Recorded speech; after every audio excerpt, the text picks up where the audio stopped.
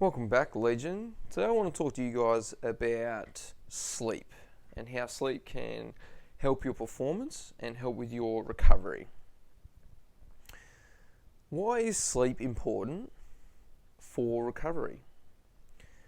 Well, firstly, it improves muscle recovery via growth hormone release, which repairs muscles, bones, and helps burn body fat.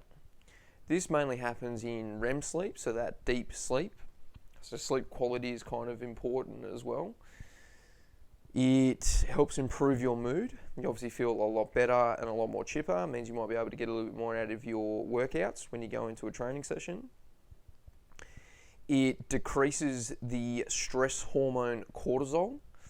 So stress hormone cortisol can really have a blunting effect in regards to your muscle recovery, your muscle soreness, even just general fatigue. You can feel a lot more cloudy and tired coming on the back end of a big cortisol dump. So the kind of side effect of this big up and rush of adrenaline and cortisol, the back end of that is a bit of a dump where you feel really tired and exhausted. It increases energy use, so utilizing glucose and carbohydrates in the body a lot more efficiently and effectively, which is really important, obviously, when we go to train and exercise at a high intensity, that we need that fuel readily available for you to use. And also helps you train harder. Obviously, everything preceding that I just said, if that's all working together and we're tuned finally because we've had a good night rest, then we know that we're going to train a little bit harder. If you're tired, and you can't really be bothered and your willingness to train is really low, it's going to be very hard to get a good, strong session out of that. Obviously, we can use external motivators like teammates and coaches, but you can definitely tell when you've had a good night rest, your training session quality, and obviously the better quality that we can have in each and every training session, the better our sports performance is going to get. So a common question is obviously how much sleep should I get? And for the majority of our younger athletes, so if you're under kind of the age of 17, teenagers actually need more sleep. Their body needs more sleep. It's going through a pretty big growing process, and this growing process is actually quite taxing on the body. So we should just calm down in regards to having a go at all these sleepy teenagers. It's their physiology, it's their body changing. So 9 to 10 hours is actually pretty critical. For everyone else, your sleep actually amount reduces as you get a little bit older. But generally during the athletic population years, we need about 8 to 10. I would say 8 absolute minimum, and potentially up to 10 depending on how much exercise you've done and how intense the exercise is. So a general rule of thumb is if 8 is the minimum and you've done an hour of training that day, you want to shoot for 9. So you want to add an extra hour of sleep that night. If you've done 2 hours, go for 10. Even if you've done a 30-minute really hard high intensity session, you should probably shoot for 8.5 to 9 hours worth of sleep. That's just to add to that extra little bit of recovery that you're going to need from that hard training session. Sleep is a low-hanging fruit in my opinion in regards to recovery.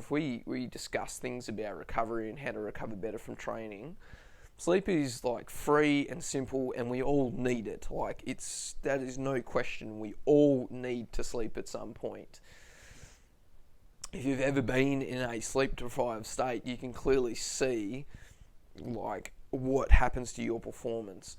I don't know if you've ever tried this, but there is definitely research and studies starting to show that sleep deprivation is the equivalent of being drunk. And I don't know if you've ever tried to be pissed and play sport. You're not as good. You're not you. You're not as good as what you possibly could be. And sleep is almost the equivalent of that, so it makes sense to get plenty of sleep. A good place to start is with a bedtime routine.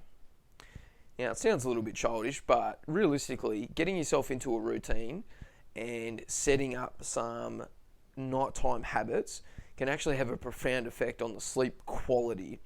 So even if you're trying to shoot for a certain period or time length of sleep, it's important that that time is of the best quality that we can achieve.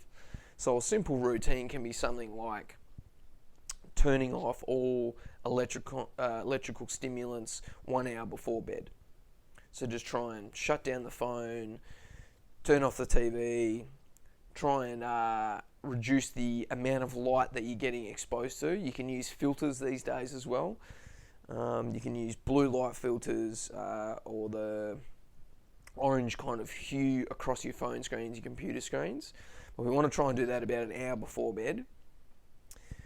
Next is to reduce as much light as possible. You can obviously have a little bit of a night light, maybe really dim the lights, just try and make it as dark as possible, a part of your routine. We can add a little bit of low stimulation work, so like foam rolling, massage, a little bit of light stretching.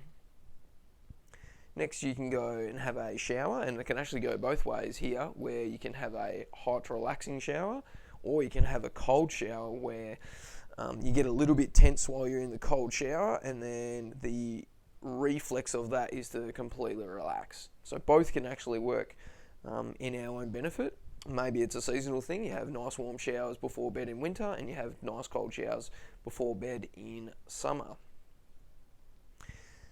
We can also include some sleep hygiene. So trying to get to bed before 11 p.m. 11 p.m. seems to be the kicker in our circadian rhythms where we get another surge of cortisol. Cortisol being the stress hormone, so the one that keeps you awake and alive. Whereas really we want to reduce the amount of cortisol that we're getting at night time so we can actually start to rest and sleep well.